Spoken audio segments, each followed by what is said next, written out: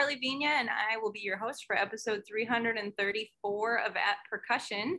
With me today, as usual, are Casey Cangelosi. Hey, Casey. Hey, what's up, Karli? Hey, everybody. How's your lunch going, Casey? Real good, thanks. No, this is a good lunch activity. Caleb Pickering's also here. Hey, Caleb. Hey, I am here. Welcome. Thanks. Welcome to you. And Ben Charles is also here with us. Hey, Karli, how are you? Good. How's it going, Ben? I'm doing well. I'm very happy to see you're playing Kevin Putz's Legions Will Rise, one of my favorite pieces. Woohoo! Yeah, coming up in October. It's so fun. It's more fun for anybody that's played it. It's more fun the second time. The first time was a little scary putting it together. It feels so much better now. I'll amend that and say it's more fun to listen to. Yes. It's hard, yeah. Have you taken a gander at his marimba solo written, I think, prior to that piece? I've actually not. Yeah, Canyon. It's cool. Yeah. It's hard. It's hard. Yeah. That last movement's out of control. I think Makoto Nakura, a few people play it. Makoto Nakura's got the recording, but yeah, I think it was written for Lee Stevens.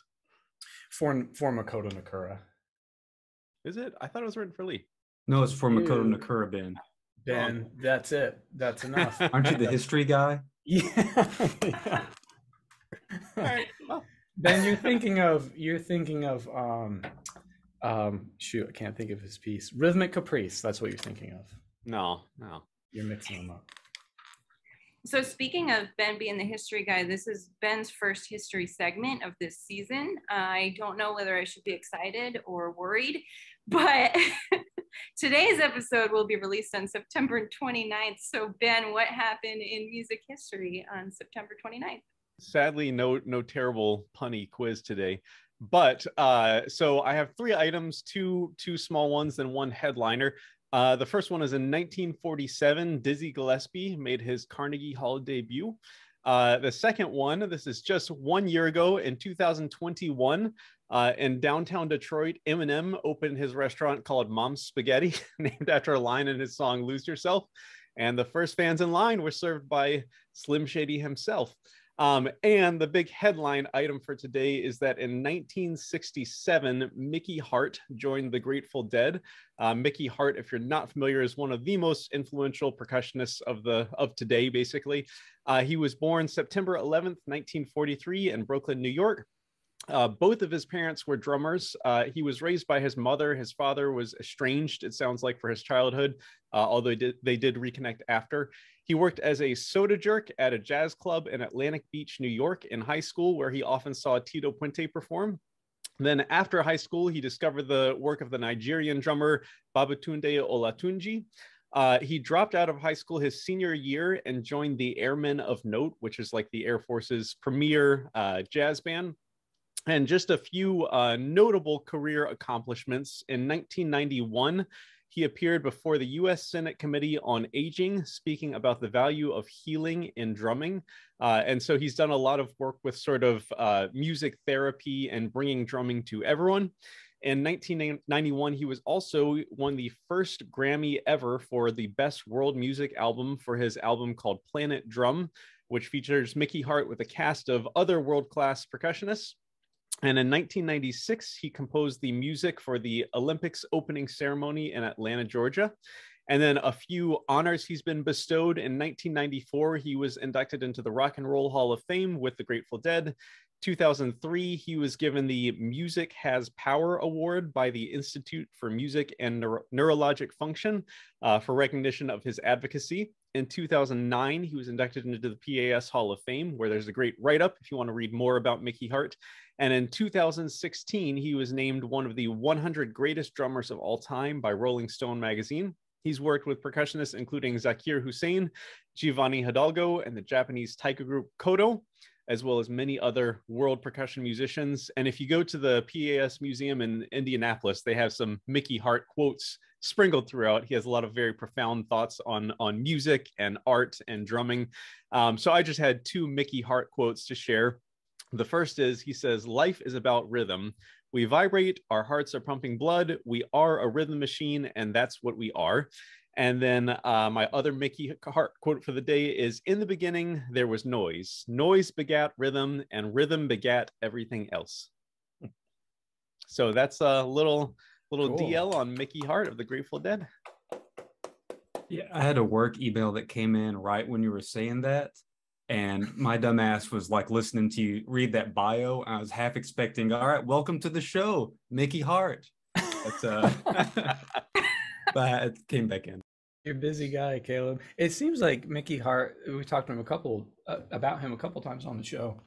It seems like he like really early on abandoned like, hey, I'm going to make my career all about me, and I'm going to make it about other people, bringing other people to the forefront, like doing like actual good work like you described, and not just like I give money to charity, but like I make my career about literally helping other people.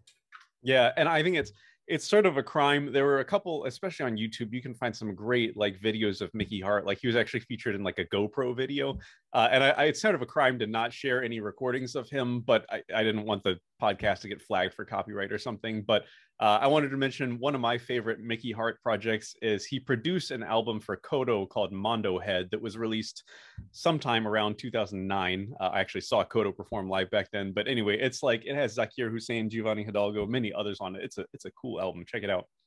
That's so cool. Well, Ben, that was an amazing history segment, but are you sure you don't want to tell us more about Mom Spaghetti? I should have looked up some Yelp reviews. Sorry. Next time. You'd lose yourself in the moment if you did it. All right. Thanks.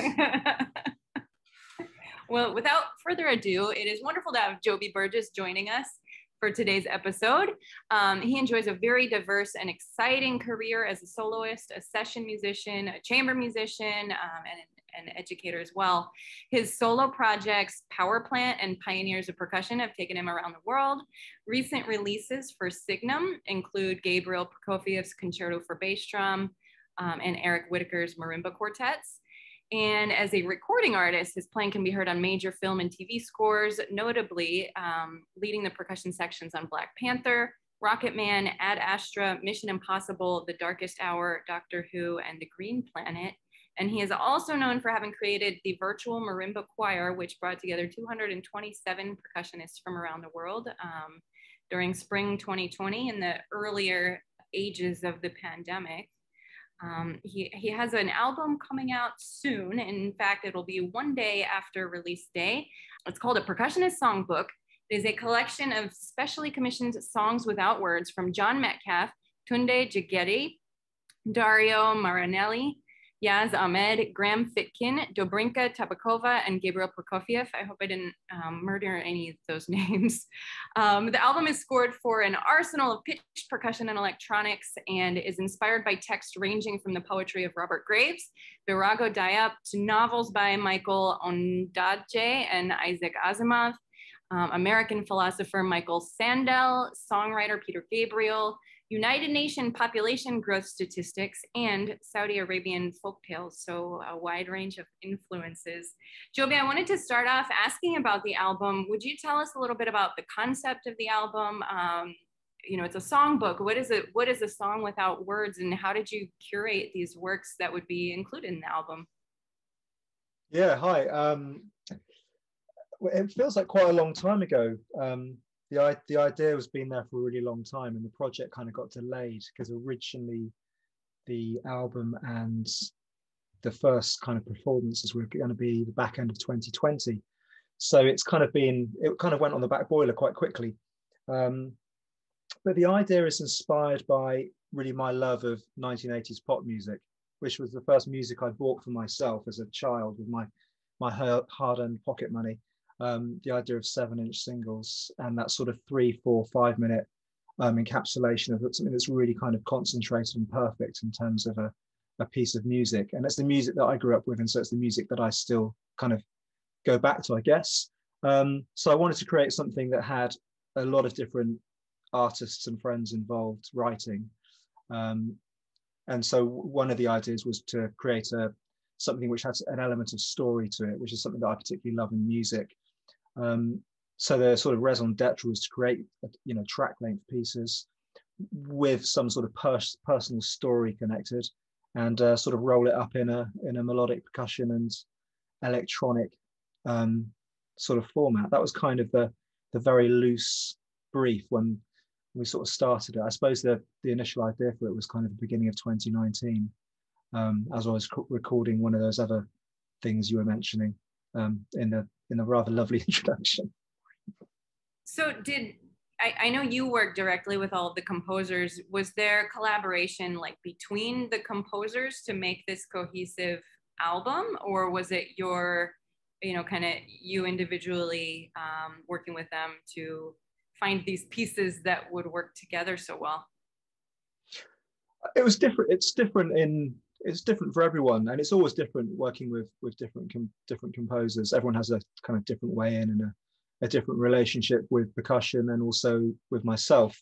I'm really lucky that the thing that I enjoy most is working with composers and producers, and that's my job. It has been for sort of 20 years. It's kind of what I do, and with this project, it's no different. But most of these people I've got really long associations with. So Graham, Fitkin, and Gabriel Prokofiev, and Dobrinka Tabakova I've worked with for getting on for 20 years. I mean, Dobrinka and I were at college together in the back end of the 90s.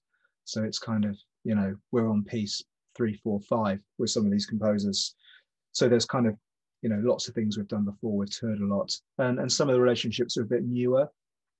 Dario Marinelli, who's really one of the most impressive film composers there is someone I've worked for an awful lot over the last sort of 10 years. But I've never done anything else apart from, turn up and play on his film scores. So that was kind of a new thing. And it was a challenge that I know that he really took to, being together, he wanted to try things that he wouldn't ever normally get to do, to picture, because there's no picture. So it's kind of different for all of them. I think someone like Graham Fitkin, for example, who's written for percussion for 25, 30 years very successfully, doesn't need a lot of guidance, although he does expect me to be able to play more things than are ever possible. So with pretty much every piece he's ever written for me, and when I played in his band for quite a long time, it was always a case of sort of stripping stuff out so that it was actually playable by one person. It's funny you say that. I just want to mention I'm actually right now with my students. We're working on Graham Fitkin's Hook. Oh, it's blurred so you can't see it, but that's the score for it. But yeah, he does write some things that are maybe impossible to play with 4 mallets in that piece. So I'm glad to hear that from you. It's like, yeah, buddy, you got to take one of those notes out there for it to work. Well, the interesting thing about Hook is the reason that I play marimba as opposed to become a rock and roll drummer. So I stumbled into my local record shop in I think 92, and in Bath, where I grew up down in the southwest of England, and there was a deciduary, that's completely the wrong word, a record label subsidiary, there we go, of Decca, and had all these great new pieces. It was kind of like, post minimalism. So it's things like Andreessen. It wasn't bang on a can. It was kind of a lot more European influences. And Graham's piece Hook was the very first piece on that record. And having then gone to college and spent 8 years, listening to that group, Ensemble Bash, who commissioned that piece, I then joined Ensemble Bash, taking the founder member's position. And that piece is a piece that I've played hundreds of times. But that piece was originally not for 4 mallets. It's a 6 mallet marimba piece. So it was originally scored. You can tell. 4 mallet chords, 6 mallet chords for every single player. And it was deemed impossible for obvious reasons. And so all those shapes came down to just 4 mallets.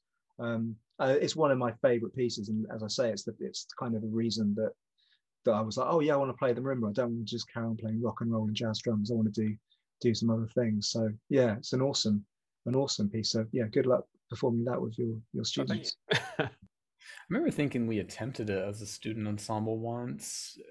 I don't remember where exactly, but we ended up thinking like, yeah, we can't play this. it was tough. Let's see, what was I going to say? Oh, hey, you have all these wonderful albums, and that's a word you don't hear every musician say anymore. Um, Records, CDs, albums, and I was just wondering, like, from some people's perspective, you say, hey, do you recommend recording a CD? And they'll say like, oh, heck no, like CDs are dead, albums are dead. It's all you need to. It's all needs to be other something else. Like from your perspective in your career, like, do you advise people? Yes, like still record albums, and also how important have these albums been for your career? Yeah, I think it was kind of. It always seems like an important thing to do, and recording was something that I was interested in as a child. I mean, I think I was mucking around with 4-track tape recorders and writing songs and recording things and ping-ponging them before I even started playing drums. So to me, the process and the love and passion for recording has been there longer than playing percussion at all. So it just seems totally natural to me. And when I first started working, all of the things that I was involved in, I wanted to make recordings of. And I think it's really, I think one of the things it does do for any musician is it just makes your reach a little bit further. Obviously, if you commission a piece of music and you play it, on 5 concerts, for 100 people in each gig, then you've reached 500 people, and that's fantastic. But then another thing that you can do is record that piece of music, and it might get played on the radio, and you're reaching more people. And the piece of music that you've spent time commissioning, raising money for, learning, finds a greater public. And I think that's one of the joys of making recordings, wherever you do it as a digital thing or a physical thing. I think it's probably more taste, and it's more down to people who are interested in what you do and that sort of thing. Yeah, and then there's something. I suppose there's something that also happens, which is you get this in jazz for sure, because nothing is written. So with a piece of classical music, or a piece of conceived music which is passed from the composer to a musician as dots on a page, then you have this kind of finite thing. This is what the composer wanted. But in jazz, you're improvising, you're going to make something of the recording. That's the final product. And I think one of the things I found really interesting is, over the years, commissioning pieces of music and then touring them and then recording them. And that recording kind of becomes the final version. And that might come after 10 concerts, or it might come after 100 concerts. And in this instance, with this record, it's come after absolutely no concerts, which is the first time. And I'm really excited about, because it feels like a better way to get, well, it's certainly a different way to get it out into the world. But we've kind of gone through that process a lot with this record as well. Cool. So in what formats will the album be released? It seems like something you'd want to sit down and listen to from beginning to end, which people don't always do these days. So I'm wondering how will it be released, and how should people listen to it? Oh, well, people will listen to it however they want. I mean, I've got no say and no choice in that at all. That's just the world we live in. So it's available as a streaming thing on every single platform. That's where the industry has shifted to. Whether you like it or not, that's where I consume all the music that I listen to, pretty much. But we've made a CD, we've made a physical product. I was quite interested in making a vinyl, but it's complicated because it's 52 minutes of music, so it would be a double vinyl, which would be incredibly expensive to produce. It's just too long, so you'd have to take a piece off. That kind of wouldn't work. So yeah, the idea of agonizing over an order for the tracks, you spend a little bit less than they used to do about that, because most people might just listen to one track. It'll pop up in you know, decided by some algorithm, or they might hear it on the radio. And I think you just, you know, as the artist, you just accept that. And if people are listening to the music, that's the important thing for me. That's great. Yeah, I mean, it'd be lovely if people, you know, sat down and, you know, relaxed for an evening listening to it. But I won't expect that to be very many people. That'll be the great minority. Sure, yeah.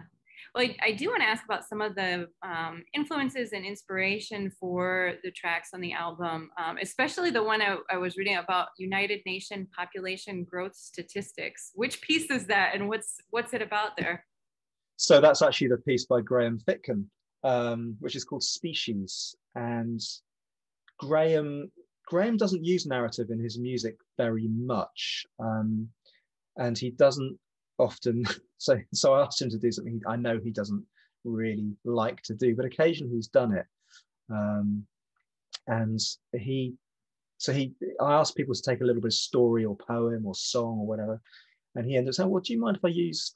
I've been looking at sort of globalization recently, and you know, the overpopulation of the planet, and I'd quite like to use some words I've taken from the UN, a recent UN report on the population explosion. So it starts off in, I should know this. I think it starts off in the 1700s, where the population is really quite small of the planet, and across the piece of music, it ramps up in terms of where we're going. So the piece of music, which is one of the longer tracks, is like 6 minutes. It starts off quite slowly, with the years being quite far apart, but the population increasing only very slightly. And of course, the last minute, it goes from about 5 million to 20 billion. But yeah, it kind of looks at the future of where we're headed. So it has that sort of kind of upwards trajectory throughout the piece, and then just gives up, just stops.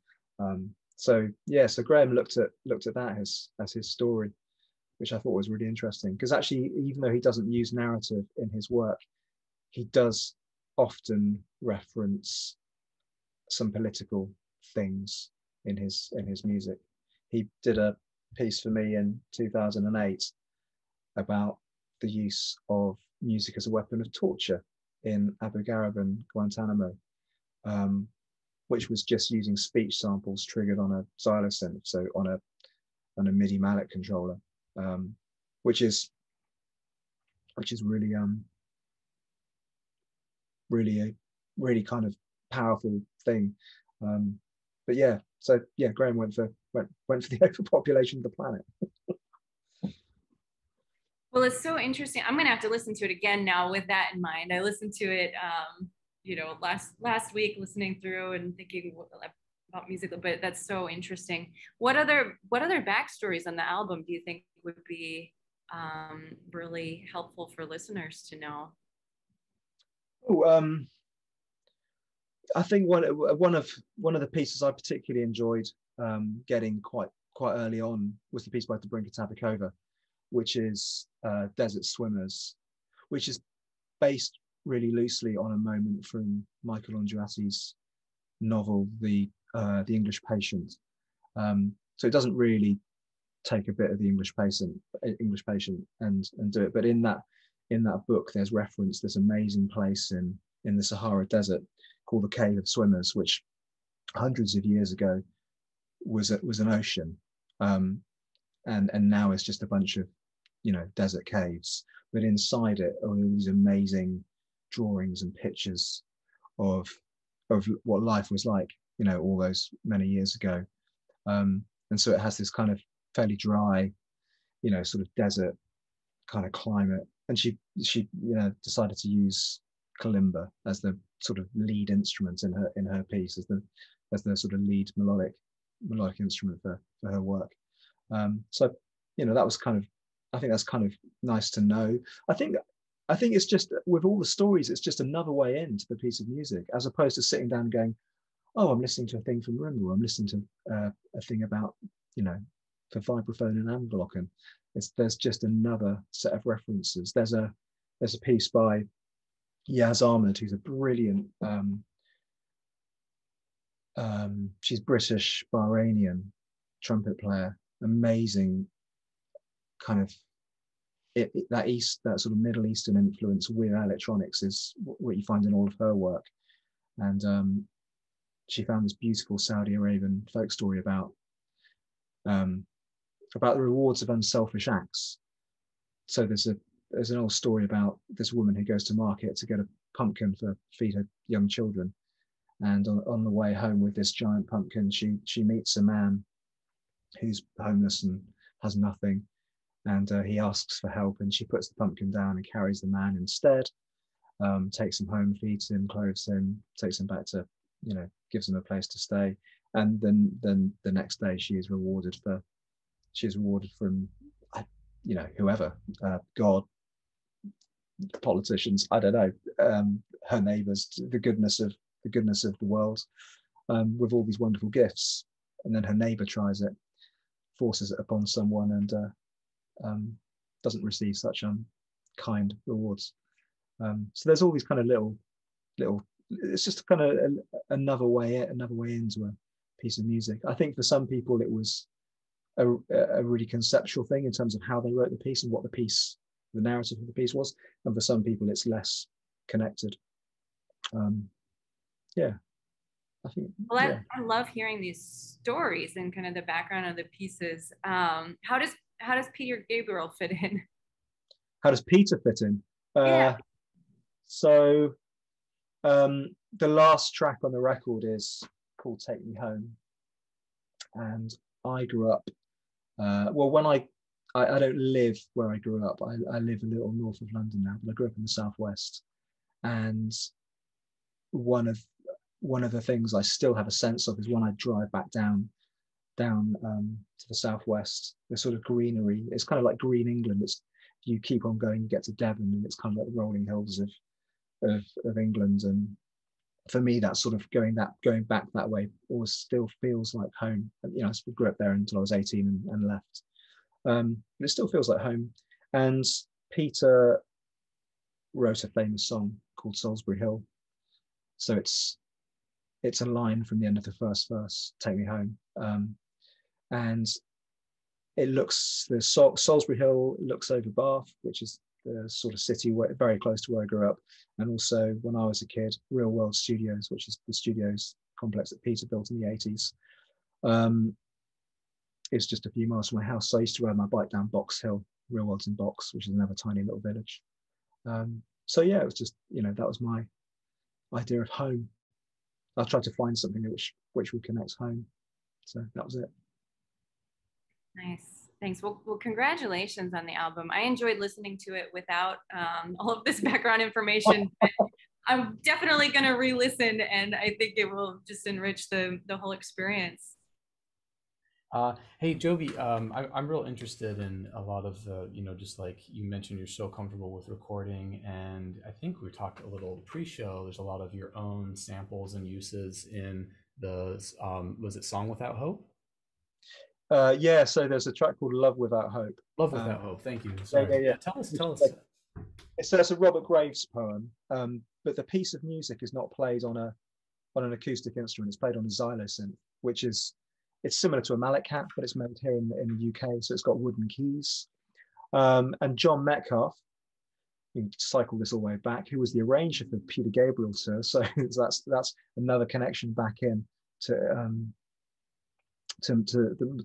my work with some of the other artists involved. Actually decided that he wanted to write for all the instruments which we used when we worked with Peter Gabriel, which was basically marimba, vibraphone, glockenspiel, and John used to play Celeste on tour as well for some of the tracks. And he wanted to find a way of kind of using that sound world again. So I, many years ago, recorded a library of percussion samples for a company called Spitfire Audio at Air Studios in Hampstead in North London.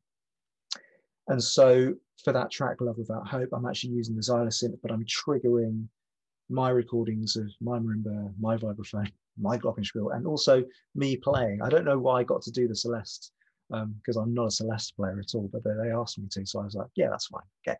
And so that was a really interesting way of using my own sounds within a kind of a live context, because I really hate using the Xylosynth to just recreate acoustic instruments. But actually what John did was then take the samples and layer them up and cover them in delays and different filtering as well. Yeah, so that's, I mean, all that sort of that use of samples and, you know, getting inside a computer and creating soft synths and recording things and then using them in pieces of music it's been quite an important thing. And it kind of goes back to, I suppose, the first sort of solo projects I did in sort of 2005 as Power Plant was really my way of getting to work with electronics again.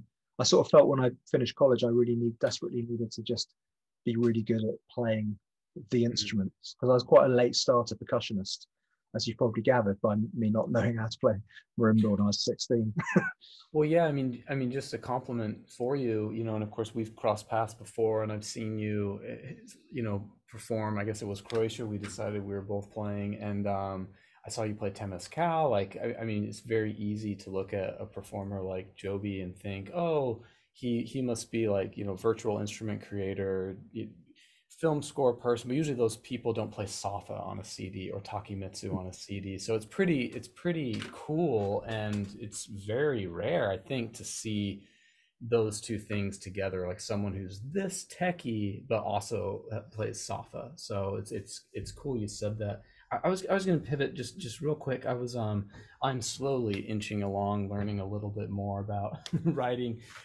It's mostly just for tape playback pieces, but using virtual instruments and like getting a little more skill, like I said, inch by inch in that stuff. But I came across one of your virtual instruments, and I saw the Spitfire stuff recently, but I mean, probably a year ago or so, I saw one of your Sonic Cinemas. It's like, oh, this is a really cool sample library. And then as I poked around more, it's like, wait a minute, it's Joby. That's too cool. So I was just wondering if you could tell us a little bit about like how you came to do those things, and maybe how some of our young people would come to do that. Because I'm telling you, dude, I can like fling a spring in front of a microphone.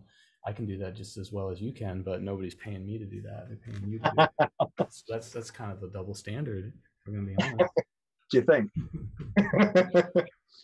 Yeah, I think the studio things different. I mean, there's, even here in the UK, there's a big studio scene in the UK. There's a studio scene in the LA, and you know, there's bits of stuff elsewhere, but it doesn't encompass very many players. There's, you know, the last 2 years, which have been a bit different, there's basically been 6 of us who've done the majority of the work, and that's going to be similar in Los Angeles as well. And it's, you know, it's a bit like if you're the timpanist in, you know, the Chicago Symphony. You're really good at playing the timpani in the Chicago Symphony. You have a thing, you understand how that works, and if you spend a lot of time gaining the experience of being in a recording situation, then yeah, you are going to get those gigs and those opportunities. I think it's sort of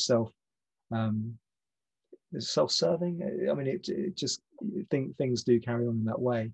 You know, if you do nice jobs, and if you have a good way of working. With that project, the abstract, I think you said it was, which is basically a giant cowbell. It's one of the Morph Beats inventions, the big cowbell with strings and bits and bobs and stuff on it. A lot of your inventions, it looked like. Oh, it's not. No, it's a thing. You can buy one of those. It's called Marvin. It's called a Marvin. Say again. Sorry, it's called a what? It's called Marvin. It's like Marvin. Yeah. So there's a company I think they're in California, called Morph Beats. They make bits of metal. I can't remember. I don't know the guys who run it, but they make just different bits of metal percussion. And the guys at Sonic Cinema got in touch via one of the film music fixers and said, oh, we'd like to work with Joby, and we'd like him to create a couple of different, come and play on a couple of different instruments so we can sample it. We went down to British Grove Studios, which is Mark Knopfler's studio in West London. It's one of the private studios in London, but occasionally it does sort of commercial hire as well. And we went with a brilliant friend called Nick Woolidge, who's an Emmy-winning recording engineer, who actually also recorded my current album. And we only spent a day making samples and Nick recording them to create those two libraries. And I got given the Marvin a week before and spent a little bit of time just having a play with it, improvising, finding some sounds, finding things that I thought would be useful for composers at sort of back end. And we kind of set about and, you know, found some really interesting miking positions, and created a bunch of samples. And then they took that, the guys at Sonic Cinema took those samples. And I think that you'll probably know better than me if you've got it, because I don't have a copy of it.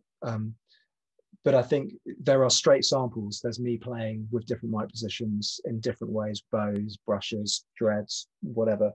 And you can play it, you can use those samples and play it yourself, and you can change the ambience of the room and stuff. But I think they did some post stuff where you can, you know, they play with the sounds, and the sounds become something else as well. It's not a really traditional sample library. It does a bit more. And actually the sample libraries have started to go that way in terms of opening them up to, you know, producers. So you don't have to be a trained. How long did it take to do that one, for instance? Some of our listeners are young enough, they may not know really what this all entails. And I think you're explaining it great, but I'm just curious, how long did it take to do So we did, I think we must have done 2 sessions. That's 6 hours. Sampling that cowbell, which isn't a huge amount of detail, but it's enough to get enough stuff to make a product like that.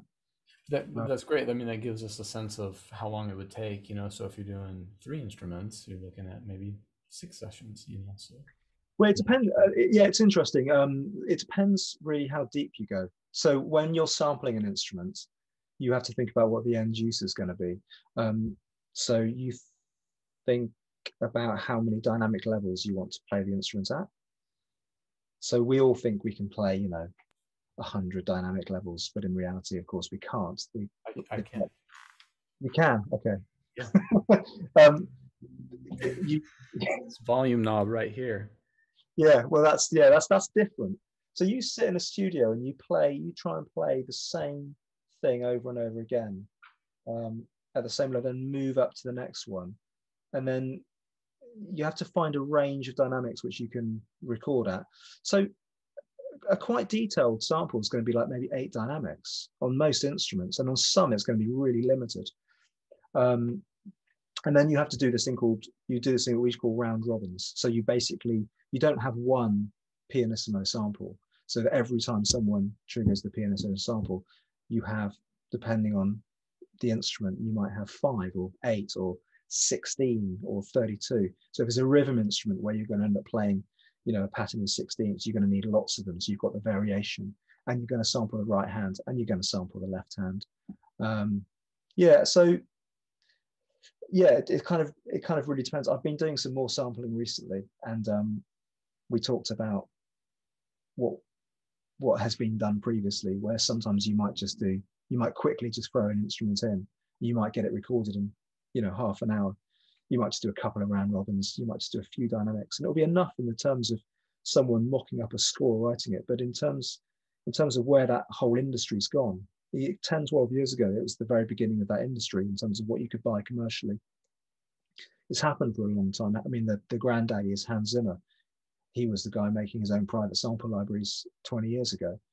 You know, hiring a huge studio, hiring loads of musicians, and making something so he could effectively convince the producers of the movie that they needed to hire a big enough orchestra for him to re-record this music, you know, with a big enough thing.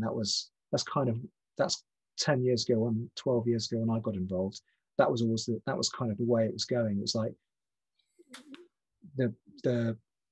it's about convincing people to get real musicians into the studio to record film and TV music. So it's kind of, it's another way of growing work for real musicians. Although I think a lot of people often go, yeah, but surely you're just doing yourself out of a job. Well, the reality is actually you're not. You're probably creating a lot more jobs for a lot more people at the same time, which is a good thing, obviously, because it's a pretty crowded marketplace for everyone. Does that answer your question? Very vaguely. Yeah, absolutely. Thanks. Hey, Joby, I had a question. I was just perusing your shows and movies you played through, and I get to geek out a little bit because you've recorded a lot for Max Richter. Um, I was just curious, just knowing Max Richter's style of writing, how is that different from maybe, because I know the soundtrack for the Avengers is way different than, that big ethereal spacey Max Richter sound. Yeah. Is there any difference? Well, it's just a different piece of music, isn't it? I suppose it's on the it's, different. Yeah, I guess that's the end of that question. That's about right. It's just a different job. It's a different day. You listen to the music. I mean, when Max calls. Well, Max doesn't call me, but when the fixer calls me and says, "Oh, Max is doing this new score. Can we doing this thing?" You have a different sense of what's going to be required. And I've done. Max was in Berlin for I don't know, in the middle part of the noughties, I suppose. And he sort of came back to England in 2015 or 2016 and started working with everyone back in the UK, which was lovely. And the first thing I did with him was a film called Morgan. I don't know if you know that score. I only saw it really recently. And that process was really interesting. It was the first time I'd done this, where he created this toolkit. So before he even started writing the film, he had a few little ideas. And he had the string section, a small string section, come in for a day and record some different ideas, different, not samples, but bits of, little motifs and things he could go away and start to write with. And he did the same with me on percussion.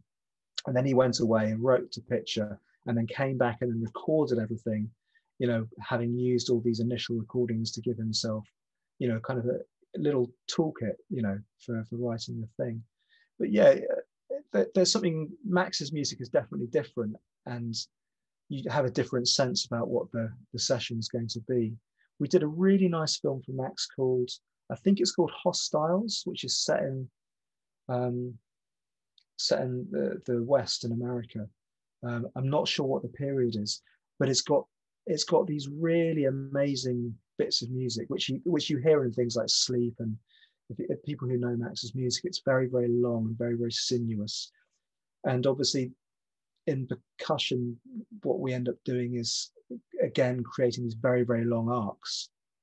So you might play something on bass drums or taikos, you find a really, really, really nice sound, but then you're playing something across 3 minutes and you're just doing a take where you just ever so slowly make these arcs up and down, and then you might layer those to thicken out in some different way. But he's one of those people. He knows what he's after. And for him, it's really about finding the sound in the studio. It's how are we going to play this taiko? Are we going to use our hands? Are we going to use some soft mallets? Are we going to use some sort of great big sweeping brush? And finding something, the color of the instrument really fits with the picture. That's probably the biggest challenge with working with Max. Is it like the way you just worded it? Is it he'll say like, yeah, I need like a big like long sweeping sound, and then you say like, cool, I know how to do that. I'm gonna take a broom and like swoosh on a bass drum? Or does he say, hey, can you take a broom and swish on a bass drum? I mean, I guess every composer is a little different. What is it in the case of Max? Does he like know how to do it already, or does he rely on you? I think there's often a conversation. He'll often have an idea about what he wants, and he'll say that, and then if that works, and that's great. And sometimes you go, well, actually, perhaps we could try this, or there's this instrument we could use for this, or whatever. And occasionally with Max, there might be a little bit of video that comes, or something, a bit of reference material, a little demo to listen to. That happens with Max a bit more than with other composers. We did there was a film called Ad Astra, so it's To the Stars, isn't it, which Max did the main amount of the score for. And I don't think there's very much percussion on that at all. And I was asked to go in and play some bowed vibraphone, and that was it. And he said, oh, it's for this outer space thing, it's just going to be bowed vibraphone, and you'll be in with the Celeste player at the same time, and you guys will just do your thing. We only need you for 2 or 3 hours, just this couple of bits of music. And I said, oh yeah, it's cool. The music sounds great. I said, I've got this other instrument. It's called it's an aluminium harp, or rub rods. I don't know how you guys would know that instrument in America. Probably rub rods, which So is you don't mean a water phone? no. So rub rods is Yeah, rub rods. There's like an Emil Richard collection video about it. yeah. So originally, J.C. Deegan in the 20s made something called an aluminium harp, which are these very long rods of solid aluminium. And Jerry Goldsmith uses rub rods in Poltergeist, a couple of his movies from the 70s. And I picked one up. I picked up a modern version of it about 10 years ago. So it's like 2 octaves. It's the same range as Crotals. And the longest rod is 10 foot long. And you put on gloves covered in rosin and you play this instrument, and it creates these amazingly high, long tones. So it's kind of like bowed vibraphone, but on anabolic steroids. So in that instance, I was like, oh, Max, I've got this instrument. You might like it. So we ended up doing bowed vibes with, the anabolic steroids version, and did everything in octaves because the vibraphone doesn't go high enough. And in reality, the harp doesn't go low enough because he had the turnarounds below a C, and it's like many instruments, it stops on a C, and he needed the B flat for the melody. And there's a great bit in that movie where it's the strings playing the top line, and then the harp sits on top of the strings, and you'd think it might be some sort of synth, but it's not. It's a bit of percussion played in the room. So cool. Yeah. Well, I think I've said this on the show before maybe, but I feel like there's a growing number of younger, high school students or college students that say like, I want to do film score recording. Like I want to, and maybe part of it is just that people love movies that they're watching. They want to be involved in that side of things. But I have theory that there's guidance counselors somewhere telling students like, this is a viable path as a musician. You can do. So I wanted to ask you, how would preparing for a recording session for a film score be different than preparing for a live performance? And are there skills that you need as a session percussionist? You've already addressed some of this, Sure. that are different from like playing in a symphony orchestra or playing solo repertoire. Well, you don't see the dots until you're recording them, so it's quite a different skill. So sight reading, if you can't sight read very, very well, then it's not the career for you. So the red light goes on and you're opening it, most of the time you're seeing the music as you get it, if you get there early on the first day, then you can open up the charts when they're put out, half an hour before you start. If you're principal, which more and more so I have been over the last number of years, you might get some access just so you can work out how you're going to set instruments up, but it's not designed in order that's not really the design in terms of learning the music, because that's not really the expectation at all. So yeah, being a sight reader, having the ability to play with click. I mean, pretty much everything is recorded to click these days. It has been for a long time. So you need to be used to that, and you also therefore need to really have a good sense of your inner pulse, your sense of inner pulse. I mean, a click doesn't tighten your rhythm up. I mean, just by turning the click up really loud doesn't make you play in time with it. In fact, me and most of my colleagues will turn the click down, be asking for the click to come down so that we can, hear and feel what we're doing. And then I think probably they're all important, but possibly the most important thing is quality of sound. You just have to be able to make a great sound on every instrument you play, or every instrument you're going to be asked to be playing. So you really have to know how that happens. You can't turn up and not really know how to scrape a tam-tam in an effective way, and there are lots of players who can't, because you have to get it right first time. You can't just be relying on something else. And if you don't have that background, then you're going to find it really hard. Yes, there's quite a lot of skills. not trying to make it sound really difficult, because it's like playing any bit of music. You are just playing a piece of music. But I suppose there's, it's kind of fast, and it's fast and quite furious, and there's not lots of time to think. So I think you need to be, I think that for me, preparing for recording sessions, I mean, I just make sure that I'm really fit and well, rested, be 2 hours on time, don't be 5 minutes late, because if you're 5 minutes late, you're never going back. Because a recording studio full of musicians is a very, very expensive place to be. Just be prepared for everything. I think and that's really, and that might seem really odd, because some days, I'll go in for 4 or 5 days and I'll be playing down the line, playing bass drum, and I might not have very much to do. I might just play some nice sub hits and make sure I'm playing with Bill, who's playing the timps.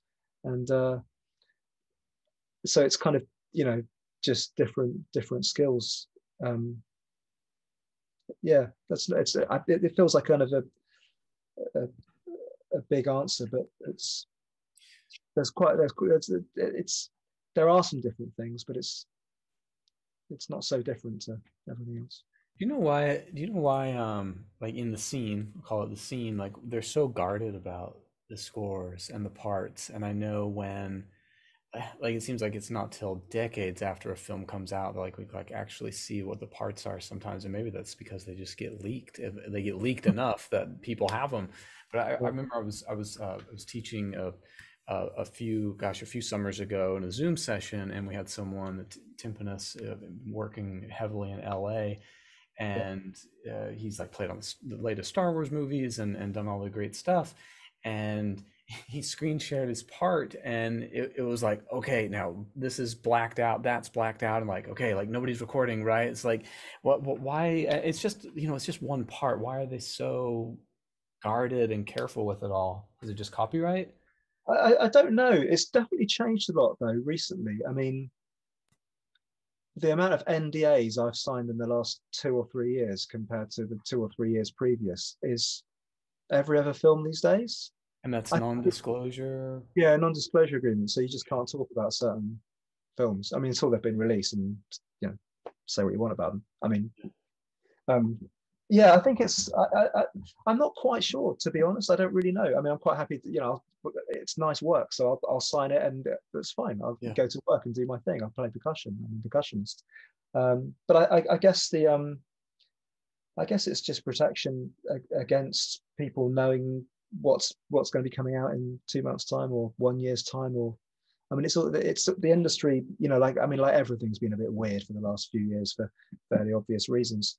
But it used to be a very last-minute industry, and that's sort of changed a little bit. I mean, films have been sitting there for 15 months and they're finished. Everything's done. Music's the last bit on the film, and there's been films I've worked on and the films come out a year later. And that's really odd. But I think people just waiting for a moment where they can truly make their money back, which has become more difficult at this time. So it was cool talking to Emil Richards about how it has changed. I mean, he talked a lot about, went on this really beautiful rant about what the composer's role is. And I mean, I don't know if that adds to this conversation at all, other than just that it has changed a lot, and it's not surprising to hear it's changed again, especially over COVID. Yeah, and the composer's often not being there. Or being on the other end of a screen, or on the other end of the telephone. That's made things a bit harder. Also, playing with an orchestra, really, well, not an orchestra spread out, but playing with your section, really spread out, and recording, that's been a bit more of a challenge. I think probably less so for us in the percussion section, but other departments have had it's been really challenging. My wife is an oboist, a session oboist, and I think I don't know what film it was, but they did this amazing thing at Abbey Road where they tied the studios together so that you could because you couldn't have as many people in the room. So they had the strings in the big room in one, and then the woodwind in studio 2, which is the room the Beatles recorded all their records in, which is a smaller room, but it's still, you get a 50-piece orchestra in there. but they could only have, their section of like 12 woodwind or whatever. So she'd play cor anglais, and so she'd be at one end of the room, and she'd be trying to tune something with the alto flute, who's sitting 6 people away, but effectively 18 meters away. And it's kind of, those things have been really challenging within the recording industry for sure. Mm-hmm. You said those at Abbey Road? Yeah. Ben, have you heard of Abbey Road? Do you know what that is? Ben? Ben Charles? You like the Beatles? Well aware. Oh, okay. You've heard of this band? I've heard of this little indie group called the Beatles. They're real popular. All right, I'm done. Well, there are 2 things I want to make sure that we talk about before we wrap. This is also interesting. Before we started recording this episode, we had a little bit of chat about Gabriel Prokofiev's bass drum concerto that Joby plays really well, and it received rave reviews. It's super cool. If you haven't heard it, go and check it out. But I'm wondering, Joby, whose idea was it for it to be a bass drum concerto? Was it something like, did Prokofiev pitch this to you, and were you like, yeah, that sounds awesome? Or were you like, I'm not sure about that? What was that conversation like? So Gabriel wrote me a suite for global junk, which is lots of found objects wrapped around with electronics and video. The first piece of which, there was a standalone movement called Fanta, which is a piece of music for a Nigerian glass Fanta bottle with a looper and a laptop to process the sound. I think that was like 2006. And there's a video on Joby's website of that. I just wanted to mention. Okay, cool, thanks. And there was, we were recording that record, Import Export. We were recording that together in Gabriel's studio at some point in, I don't know, 08 or 09. And so we spent a week just recording the different parts and the elements for that.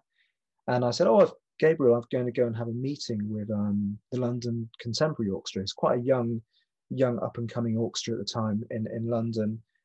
They're interested in me playing a concerto with them. That would be cool. But obviously, I don't have any concertos that I want to play, because I think they're a strange idea, personally. And I said, what do you reckon? Do you want to write a concerto? And he was like, yeah, for sure. And the thought process of that suite was that the Fanta bottle piece works so well because it's just one tiny object with every sound. And then we moved it onto some plastic bags and a packing pallet and an oil drum. And it was all about maximum sounds from one object. Sort of ties in with my love of a percussionist called Nana Vasconcelos. And he said, yeah, perhaps we can carry it on. We could just do one instrument. And I was like, yeah, absolutely. We should just keep this journey going. And I think the bass drum was probably his idea as opposed to any other instrument. And it's a really cool thing because obviously everyone thinks, the bass drum, it's not quite the butt of every joke in our section, but it's there all the time. It's such an important part of the percussion section. I mean, you hear it in every style, context of music, of Western music, coming out of nightclubs, coming out of car stereos.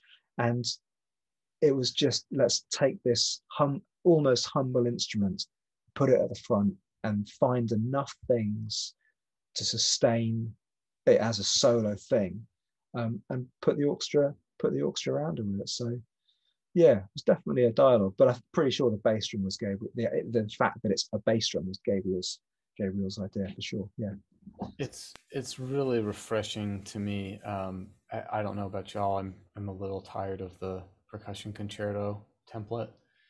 Like you got your mallet feature over here and your big multi-station here, and then I don't know, it's like it always seems like also just like setting up one multi-piece alone takes forever, then to roll out a marimba and a vibraphone. But yeah, like it's a lot. Well, yeah, it's just the age-old question of like, yeah, can you write for just this thing? How many new sounds do you need until the whole stage is full? And yeah, I find it really problematic. I mean, there are one or two percussion concertos that I really like, but in general, I find them a bit sort of. This is a really general comment. It's not picking on any particular pieces or. We need names. Yeah, not from me. I'll edit. It's like toy shop stuff, isn't it? It's like someone running around and it's like, let's hit everything in the toy shop once, and that's great. And I think that for me, the concertos that work the best are the ones that are really refined. You go and see an amazing cellist or violinist play. You know, they don't need to pick up a viola halfway through, or you know, set fire to a whatever. You know, they don't need all those other things. They can. There's enough in that instrument, and I think it's really refreshing when you see a concerto, when you see, you know, an instrument, you know, really played. You know, you really investigate the sounds, and I think in terms of the composer, but also in terms of the audience, I think it's a much more powerful experience personally. So I was delighted with that concerto. I haven't played it loads, but it's been a lovely journey to premiere it in the States and then in the UK and do some nice performances, and then to make a recording a few years ago was a lovely way to sort of you know, take it to the next step. And obviously it means that a few more people find out about it, which is great. I don't know if people play that piece particularly, but I've never seen it done. I've definitely thought if I were to play one next, I would like to do that. Cool. Yeah. Can you just like send me a PDF of all the parts and stuff? That'd be cool. You think? Yeah, all right. Gabriel will be happy about that. Yeah. Well, I won't tell him. It's fine. So do you have any were there discoveries of favorite effects on the bass drum in the process of learning and playing this piece? Yeah, what did we do? So there's a bit at the end of the second movement, I think, which is, it's got it's a Giant Lion's Roar, and there was a friend of mine, Pete Neville, who's over in Australia. I saw him do some, I think Liza Lim piece where you bow the lion's roar. So that's kind of a feature at the end of the second movement or first movement. I can't remember which one. Thimbles, there's a lot of thimbles on that, and we kind of end up using different skins on different sides to try and get different effects out of the skins. Damping was the endless conversation, trying to get a mixture of the drum dry enough so you could get the articulation, but not take away so much that you could still get the sub from the drum in the console, and then tuning the drum to the concert hall was always, I don't know, it felt like it was a bigger thing than it needed to be, but it seemed quite important to get the tuning just right with that piece. And then you know, the age-old problem with most percussion instruments, especially when you rock up and someone's hired you something, is getting rid of all those little creaks and squeaks that you don't want. Right. and a bass drum is an awful instrument for that. You know, it really is. I always think if it's really starting to rattle and creak, you're probably playing it a bit too loud. But with that piece, you sort of need to get across the orchestra. But there's quite a lot of it where in the concerto where you're actually playing quite soft, quite subtle sounds, and the orchestra's kind of playing down behind you. The other thing, another percussion concerto thing, and I personally think concertos work better when they're like this, is there's no orchestral percussion. So that the solo instrument doesn't get cluttered by something else. I think there's quite a lot of concertos where you effectively a soloist comes in and does their thing, and then there's two, you know, guys or girls in the orchestral section, you know, playing their hearts out as well, and it's like, well, yeah, fine, whatever, that's just what you do, isn't it? So I always find that a bit strange. So I think it was helped, that concerto, by, you know, just being this really focused thing. Well, it's so great. It's such a cool piece. Last thing I want to ask you pretty quickly before we wrap is, I remember seeing this back in 2020. You put together this virtual marimba choir that we mentioned earlier, of your arrangement of Eric Whitaker's Sleep. And you ended up with 227 marimba players from 40 countries who recorded videos. And just knowing the kind of work that must have gone into making all of that look and sound so good, I have to ask, what did you learn in the process of putting together that project? Don't do it again. Well, It's so cool. I went back and watched it. I remember seeing it, I guess probably on Facebook when you were putting it together, and I didn't end up making a recording for it. And then I was watching it, thinking like, oh, I should have done that. Like it was just, there was so much going on at the time. But what did you learn? Well, I learned an awful lot about cameras and lighting and how not to do it. Because I mean, like the world sort of collapsed and switched off, and it was so weird, and I didn't feel like I could stop. I was like, I did that thing. I didn't have a holiday. I was like, but I have to do something. I've got kids. It's, I have to feel like I'm providing. I think it's perhaps that sort of, I don't know if it's a British thing particularly, but it's certainly that was my reaction to when the world shut down. And we just recorded this disc of Eric's music. And there was this amazing pictures in Italy of people singing from the rooftops to each other, making music in this really gorgeous way. It's that kind of the music, people using music as a way to communicate to other from the rooftops. And it was really touching. And I thought, wow, yeah, maybe. So obviously Eric did the virtual choir as a thing, many years ago. And so the format's there, it works. And I just sort of thought, well, maybe there's a thing I could do with this. I'm not going to get to go and play this music because obviously, pandemics don't last 2 weeks. You only had to read the history books to realize it was going to be a couple of years. And I, just sort of put it out there as a thing to fill my time and hopefully a thing that might be nice for people to do. I had so many lovely conversations with people I didn't know, percussionists I didn't know from around the world, who did and didn't get involved because they had time, or they didn't have time, or they had an instrument, or they didn't have an instrument, whatever way around it was. I think I probably learned something human about what it means to connect with people and just say, yeah, hey, we're okay, or more than anything techie, like processing video and all that sort of stuff. That's just part of how you have to make one of those things. And I was really lucky that I have some really close friends and colleagues who were able to help me make that thing. It's certainly that video is not me on my own. That's not I made the arrangement. I spent hundreds of hours more than any other person, which is fine.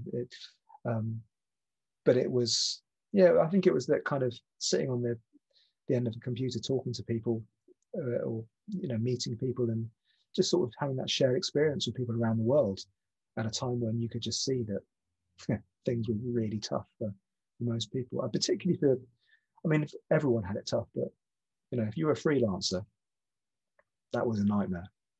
So yeah, absolutely. I think we've talked about this on the show before too, but right. we have always loved and appreciated doing the podcast because we get to connect with so many people. But I think we all especially appreciated it when we were in our houses 24/7, and that was the only time we got to sit down and talk about music and life and percussion. So I get that. Ben, I think you have something. Yeah, is there anything else before wrap? Okay, well, we started the episode with some history, and I mentioned Eminem's restaurant, Mom's Spaghetti. And so I thought it'd be great to end the episode by reading some Yelp reviews. I just picked 3 quick Yelp reviews. Just random Yelp reviews. From Carden Inn in Auburn, Washington. The spaghetti is good and standard, but the meatballs are to die for. The bread was also just right. 5 stars. From Mike K in Somerset, New Jersey. Where else would you get spaghetti and meatballs served in a Chinese food container? The buildup led to a bit of disappointment. He goes on, would I go back? Perhaps, and maybe order the spaghetti sandwich. 3 stars. And last but not least, John M. from California. Got our boy Cameron sick during his football game. Was throwing up from eating it the night before. Nearly lost us the game because of it. 1 star. Ben, I don't know if we all know what you're talking about. The Yelp reviews from Eminem's restaurant. Gotcha. Yeah. the one connecting thread of this episode. Yeah, the one common thing. I thought we were gonna have such a nice, I don't know, Nope. positive ending to this episode with our esteemed guest. That's here. why I started with there's nothing else, right?